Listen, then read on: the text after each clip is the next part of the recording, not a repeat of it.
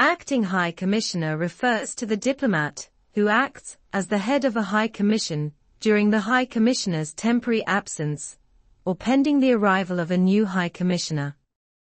The receiving state's foreign ministry must be informed of the appointment of an acting High Commissioner by the High Commissioner or, if that is not possible, by the sending state's foreign ministry. As is implied, the term chargé d'affaires ad interim is not used in High Commissions. Where a High Commissioner is non-resident in a particular capital, but an office of the High Commission is maintained there, its head is likely to be designated acting High Commissioner.